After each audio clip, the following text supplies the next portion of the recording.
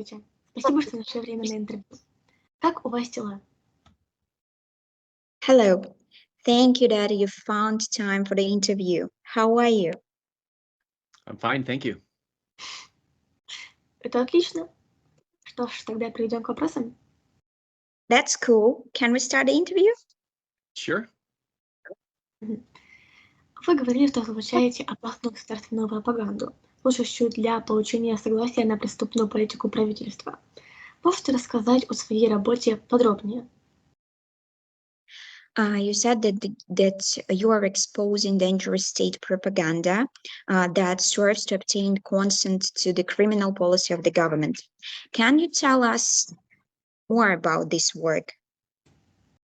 Sure. Well, I mean, it got started after the terrorist attacks of September 11th, 2001, when I was just wondering, I was naive enough to ask myself the question, why would people do this?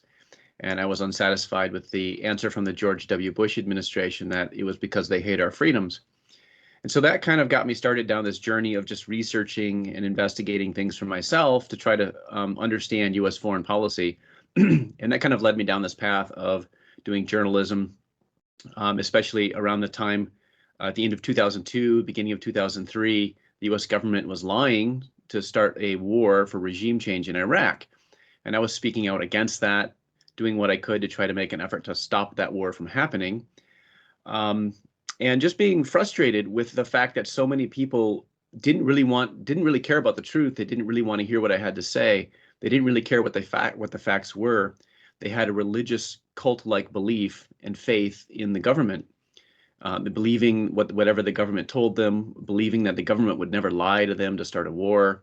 And so there was just kind of this fundamental faith that people had in the government. And I recognized that there was really a great need to get involved and really help show people how they're being lied to and how they're being deceived and how propaganda functions and how the government and the media are the greatest purveyors, the mainstream media are the greatest purveyors of misinformation and disinformation on any topic under the sun. Not only foreign policy, my work evolved over the years to get involved into domestic policies, vaccines, health freedom, of course, the COVID-19 lockdowns, and as well as economic policies. Whatever the policies are, you name an important issue, and the situation is that the government and the media are lying to the public about it to manufacture consent for criminal actions and behaviors. And I describe what we have in the United States not as a constitutional government. There's a criminal organization in Washington, D.C., and I'm doing my best to help fight that and to awaken people to how they're being deceived. Я начал свою деятельность по разоблачению пропаганды после 11 сентября 2001 года, после атаки на башни-близнецы. Тогда я был еще достаточно наивен, чтобы задавать себе вопрос, а почему так произошло? И почему правительство Буша проводило такую политику после этой атаки? Потом началась война в Ираке, и я также задавался вопросом, почему проводилась такая политика, почему было принято такое политическое решение. И так началась моя дорога в журналистику, стремление разобраться в фактах, понять, что на самом деле делает правительство и как оно обманывает людей. За много лет я понял, что на самом деле многие люди очень часто не хотят слышать правду, не хотят слышать реальные факты. Они хотят получать от правительства ту информацию, которая их устраивает. И с тех самых пор я продолжаю изучать особенности работы пропаганды, я продолжаю изучать то, как правительство и СМИ используют ложную информацию, то, как они манипулируют фактами, чтобы сформировать у людей то или иное впечатление о своей деятельности. И я занимаюсь изучением этого вопроса в абсолютно разных сферах, будь то внутренняя политика, вакцинация, экономические вопросы, любой момент, который каждый обычный человек может назвать важным. И я считаю, что в Вашингтоне на данный момент сидит не конституционное правительство, а криминальная организация, задачей которой является обман людей. И я делаю все для того, чтобы прекратить эту деятельность по запудриванию мозгов. О чем ваша книга «Война за информированное согласие»? Расскажите, пожалуйста, о ней подробнее. What is your book, The War for Uninformed Consent, about? Please tell us more about it. The War on Informed Consent is a book about how the government, both the federal government and state governments in the United States, have been systematically violating individuals' right to make their own informed choices about childhood vaccinations. So parents have a right to make that choice on behalf of their children. And instead, the government is asserting itself and trying to dictate to parents that there isn't a choice, that you must vaccinate, that there's no choice. And the fundamental problem with this is that only parents have the knowledge of the individual child necessary to be able to conduct an individualized risk-benefit analysis. And the idea that government bureaucrats in Washington, D.C. or state capitals have the ability to conduct a meaningful risk-benefit analysis on behalf of the entire U.S. childhood population is absolutely ludicrous and unscientific, as well as in violation of basic medical ethics. So there's absolutely a need for an individual risk-benefit analysis. And only the parents have that knowledge, working with perhaps their child's pediatrician. And so there's a doctor-patient relationship that is necessary for this to happen. And the government is intervening into that relationship and effectively eliminating it. And so the book tells the story of Dr. Paul Thomas, who was a pediatrician out in Oregon. He has since lost his license because the Oregon State Medical Board went after his license because he was respecting the right of parents to make their own informed choices. So the state government couldn't tolerate that. The state government wants pediatricians to bully their patients into just strictly following the CDC schedule. And so my book tells the story of the history of vaccine policy in the U.S. and how people's rights are systematically violated. And it tells the story of Dr. Paul Thomas as a case study, as an example of how a war is being waged on our right to make our own informed choices. Эта книга рассказывает о том, как правительство федеральное и штатов в США создает иллюзию того, что родители могут принимать самостоятельно решение о том, вакцинировать им ребенка или нет. Они манипулируют чувствами родителей, говоря им о том, что вакцинация – это единственный выбор. И фактически таким образом диктуют всем родителям в стране, что нужно делать с их ребенком. Хотя на самом деле только родители путем индивидуальной оценки рисков и преимуществ могут понять, действительно ли их ребенок нуждается в вакцинации, действительно ли это ему не нанесет вред. В то же время правительство повсеместно рассказывает о том, что регулярно Министерством здравоохранения проводятся исследования всей популяции, всех детей в стране, и происходит оценка действительно рисков и преимуществ, которая показывает, что преимуществ от вакцинации больше. Но это даже звучит антинаучно, потому что невозможно по общей статистике оценить то, как будет тот или иной ребенок реагировать на вакцину. И правительство все равно старается навязывать эту политику, просто стремясь закрыть свой план по вакцинации детей в стране. И моя книга рассказывает историю Пола Томаса, врача-педиатра, который лишился своей лицензии путем решения федерального правительства из-за того, что он уважал права родителей на выбор, вакцинировать им ребенка или нет. И правительство сочло это нарушением Как вы считаете, не приведет ли отказ от плановой вакцинации к вспышкам давно забытых болезней? So, the next question. How do you think abandoning vaccination leads to outbreaks of long-forgotten diseases? Well, I think I'm not calling for the abandonment of vaccination necessarily. I think vaccination has a role. It's just that I think that it comes down to an individual choice. I mean, individuals ought to make their own decisions about whether or not to get vaccinations. And that's the problem, is that there is no choice. And take measles as an example here in the United States. I'm not afraid of measles. Number one, the odds of my son even being exposed to measles is near zero. So why would I put him at risk from the vaccine when the chances of him being even exposed to the virus is very, very small? It's very highly unlikely. And even if it was likely that he would be exposed to the measles, as was the case in the past, before the vaccine in the United States, measles was considered a virtual rite of passage for children. Everyone got it.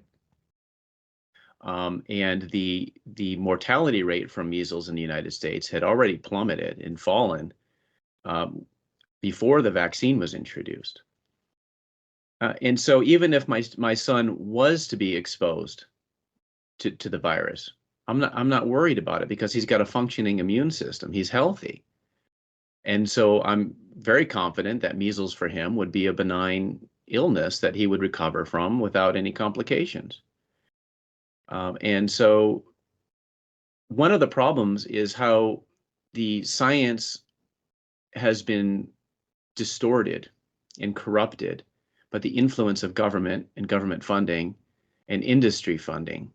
And so they're not looking at things like, well, how can we support children's immune systems so that when they're exposed to pathogens, that their immune systems function and do their jobs and handle those pathogens, and they develop immunity and they develop good health as a result of that training of their immune systems, which is necessary for long-term health and immunity.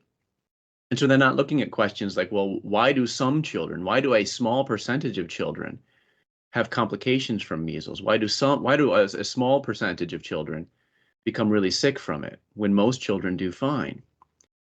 Or we could compare countries. In the United States, as I said, measles was considered just a benign illness, a virtual rite of passage, whereas in developing countries, it's still a very deadly disease. So why is that? What are the reasons for that?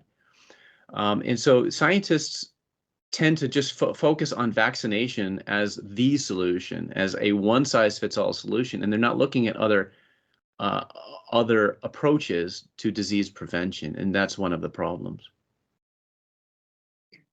Что ж, я не считаю, что нужно отказываться от вакцинации совсем. Я лишь считаю, что решение вакцинировать ребенка или нет касается каждого человека в отдельности. А в нашей стране мы сталкиваемся с ситуацией, когда у людей нет выбора.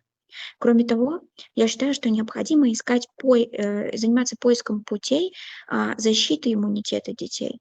Почему, например, я знаю, что от болезней, от которых прививают в нашей стране, страдает минимальный процент детей, но мы все равно должны продолжать их прививать. Почему? Я знаю, что вероятность заразиться какой-то очень старой болезнью даже у моего сына очень низка, но я все равно должен вводить эту вакцину. Я считаю, что гораздо важнее придумывать способы, как защитить иммунитет детей, как его укрепить. Но вместо этого врачи продолжают концентрироваться на том, что прививки – это панацея, и даже не пытаются найти другие подходы к защите здоровья детей. Как вы в целом могли оценить систему здравоохранения США? Она работает для блага людей или для того, чтобы зарабатывать на них? how would you assess the U.S. healthcare system as a whole? Does it work for the benefit of people or to make money from them? Well, there's no inherent conflict between the profit motive and helping people. I mean, if we had a free market for healthcare in the United States, the healthcare system would do both. There would be businesses that are involved in the business of healthcare, and they could profit from being in that business, and they would help people. The problem that we have in the United States is we don't really have a healthcare system. They call it a healthcare system, but it's really not. It's really a government-enforced medical cartel. And that's why Americans are so sick. We have a very unhealthy population, including the childhood population. We have an epidemic rates of chronic illnesses, disorders, and diseases, including among the childhood population. And the reason for that is because of the government intervention into the market for healthcare, so that there is no free market in healthcare. There's no such thing as market prices in healthcare, and it's all geared toward profits for the pharmaceutical industry, which again, the profit motive by itself is not a bad thing. The profit motive creates incentives for people to produce goods and services that are in high demand and that people need. So the profit motive is a good thing. The problem is that when the government gets involved, it distorts and corrupts everything so that it becomes not about helping people, and people don't have choices, and you have basically a system of a monopoly power in medicine where people aren't given alternatives. And the problem with vaccines is kind of an example of how the corruption has pervaded the system, including, look at the COVID-19 vaccines. I was talking earlier about childhood vaccines, but the COVID-19 vaccines were sold to the public on the basis of lies. The government lied, the media lied, the insurance companies lied, the healthcare providers lied. They were all claiming that those vaccines would stop infection and transmission. I was pointing out at the time that there was no scientific evidence to support that claim, but it didn't matter. The corruption is so deep within the healthcare system that it's not even accurate to call it a healthcare system. It is a government-enforced medical cartel. С моей точки зрения, нет ничего плохого в том, чтобы помогать людям и одновременно заниматься бизнесом. Я не вижу в этом непреодолимого противоречия. Я считаю, что, например, частные медицинские центры могут оказывать помощь людям, но при этом зарабатывать на этом деньги. Но дело в том, что я считаю, что в Соединенных Штатах нет как таковой медицины здравоохранения. В стране существует просто большая медицинская картель, которая не помогает людям, а нацелена лишь на извлечение выгоды. И на самом деле в США очень нездоровая популяция людей, включая детей. Многие дети страдают от хронических болезней, различных расстройств, в том числе ментальных. И, кроме того, правительство активно вмешивается в фармацевтическую систему и старается максимально извлечь выгоду из этой сферы. И опять-таки, я повторюсь, я не вижу ничего плохого в том, чтобы одновременно зарабатывать средства и помогать людям. Но когда правительство вмешивается в этот процесс, это максимально раздражает и искажает всю систему. И, например, вакцины от ковида – это яркий пример коррумпирования всей системы. Нам с самого периода вспышки пандемии навязывалась ложь о том, что если все люди будут привиты, то вирус больше не будет распространяться. Но этому нет до сих пор медицинского подтверждения. И получается, что просто в тот момент нам врали абсолютно все. И фармацевтические компании, и СМИ, и правительство, и фактически то же самое происходит и с вакцинированием детей. Окей. На вашем сайте есть возможность получить электронную книгу «Краткая история Палестины от Ханаана до эпохи мандата». Почему у вас возникла идея написать эту книгу, дать людям возможность прочесть ее бесплатно? On your website, there is an opportunity to receive an e-book for a brief history of Palestine from Canaan through the Mandate era. Why did you have this idea to write the book and give it to people, read for free? Well, the idea behind this particular ebook really arose from my efforts to try to correct people's understanding, their misunderstanding of the Israel-Palestine conflict. And whenever I was trying to discuss current events, it's inevitable that people will bring up the history of the conflict and the past of the conflict. And so there are certain just basic fundamental myths surrounding the conflict that serve to essentially deny the Palestinians' own ancient historical connection to the land of Palestine. We always hear how the Jews have an ancient historical connection to the land due to their establishment of the ancient kingdom of Israel, as we can read in the Bible. And so people have this idea that the Jews have been there for thousands of years. That's their historical homeland. And people have this idea that the Palestinians are just recent immigrants into that area, which is completely false. And genetic studies, DNA studies show that that's false, because DNA studies show that that the Palestinians are actually descended from Canaanite tribes that inhabited that land before there was ever a kingdom of Israel or a kingdom of Judah. And also the DNA studies show that Jews and Palestinians are very closely related. In fact, the most closely related people to Jews are the Palestinians, the Druze, and the Bedouin. And the Jews themselves, this is another historical myth which stems from the biblical narrative that the Israelites were outsiders. They were foreigners to Canaan, and they invaded Canaan violently through violent conquest and genocide.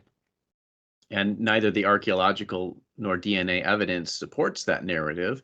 In fact, the DNA evidence shows that Jews too are descended from Canaanites.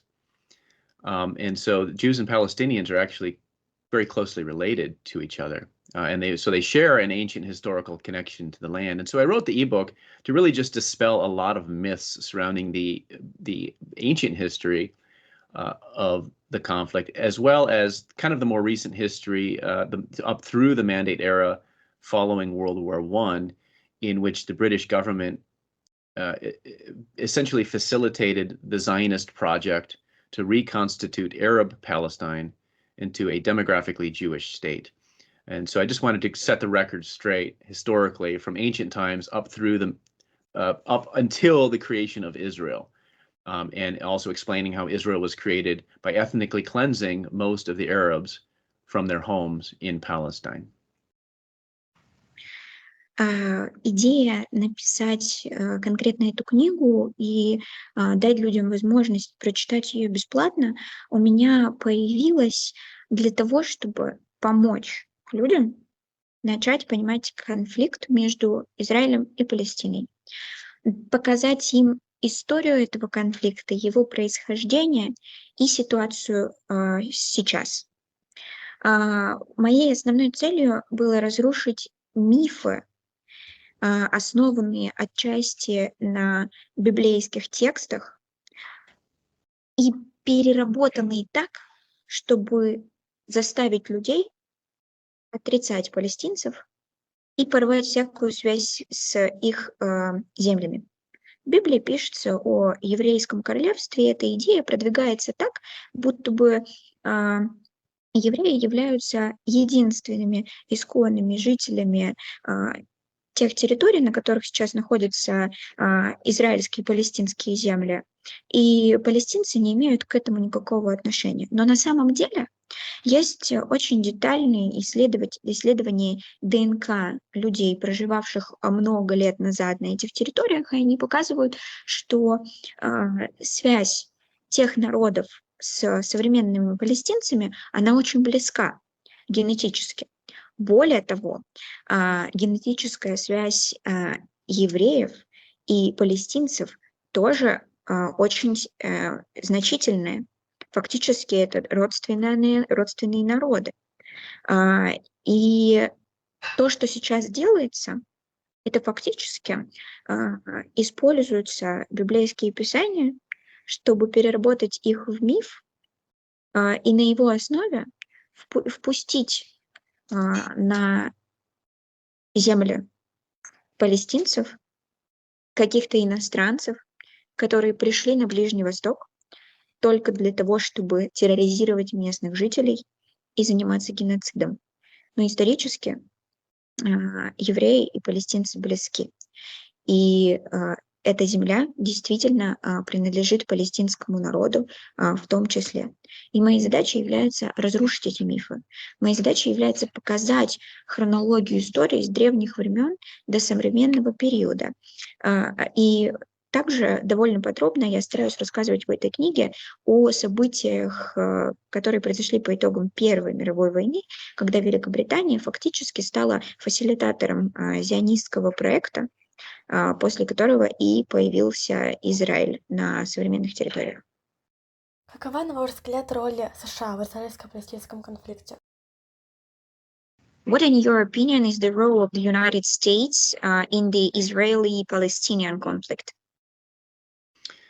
Well, the United States, for as long as Israel has existed, has maintained a policy of supporting Israel's crimes against the Palestinians, beginning within 15 minutes of the Zionists on May 14th, 1948, when they unilaterally declared the existence of the state of Israel without defining Israel's borders in land mostly belonging to the Arab population, which was the majority of population. Within 15 minutes of that unilateral declaration being made, the United States government issued its official recognition of the state of Israel. Even though that declaration had no legitimacy, the Jews were not sovereign over that land. It wasn't their land. And this is another one of the myths that the UN created Israel, that Israel was somehow created through some kind of legitimate political process, which is completely untrue. And this refers to UN General Assembly Resolution 181, which is the infamous Partition Plan resolution. But that resolution neither partitioned Palestine nor conferred any legal authority to the Zionist leadership for their unilateral declaration of May 14th. And as well, the partition plan was, of course, rejected by the Arabs, and rightly so, because the plan was wholly inequitable. It called for a Jewish state in about 55% of the land of Palestine, even though Jews, which were about a third of the population, owned only about 7% of the land, and Arabs owned more land in every district of Palestine. So the plan was ludicrous. It was entirely inequitable, and the Arabs were right and reasonable to reject it. Nevertheless, the U.S. government issued its recognition of the state of Israel. By that time, over 250,000 Arabs had already been ethnically cleansed. There's another myth that when Israel was established, the neighboring Arab states invaded to wipe it off the map. Actually, by the time of that declaration, the ethnic cleansing operations had already been underway, and the Arab states intervened to try to stop the ethnic cleansing. So that's going back to the origins of the conflict and the U.S. government's role in perpetuating the violence and creating what would become a very long-lasting conflict. And ever since, the U.S. government has maintained this policy of supporting Israel's systematic violations of the Palestinians' fundamental human rights, including the crimes against humanity of ethnic cleansing, apartheid, and now genocide in Gaza. С моей точки зрения, Соединенные Штаты с самого начала делают все, чтобы поддерживать преступления Израиля против Палестины. Фактически, не определяя границы Израиля, они за считанные минуты приняли декларацию, в которой разрешили Израилю совершать абсолютно все любые преступления против Палестины. И навязывают точку зрения о том, что земли на территории современного Израиля — это исконно земли евреев. Хотя на самом деле это были не их земли. Есть также еще один миф, тоже продвинутый с помощью США, о том, что Организация Объединенных Наций создала израильское государство. На самом деле это не так. Резолюцией ООН был принят план о возможном разделении Палестины. И он не давал никакого легитимного права для прихода на территории Палестины властям Израиля. Кроме того, этот план был абсолютно несправедливый и выступал против Палестины, против интересов Палестины. И также очень часто распространяется миф о том, что когда было сформировано израильское государство, арабы сразу же вторглись на его территорию, чтобы стереть его с лица земли. И это часто используется, чтобы создавать негативное мнение о ближневосточных государствах в мире. На самом деле это не так. К моменту, как ближневосточные страны вторглись на территорию Израиля и начались арабо-израильские конфликты, на этих территориях уже шли этнические чистки палестинцев. И ближневосточные государства вмешались, чтобы остановить их. Спасибо большое за интересную беседу. Была рада пообщаться. Спасибо огромное за перевод, Настя. Thank you very much for this interesting interview. It was a pleasure to talk to you. Well, thank you for the opportunity to speak with you. I appreciate it. Спасибо большое за возможность пообщаться с вами. Я очень ценю это. Спасибо, что пришли. Thank you for coming. Goodbye. Bye. Goodbye.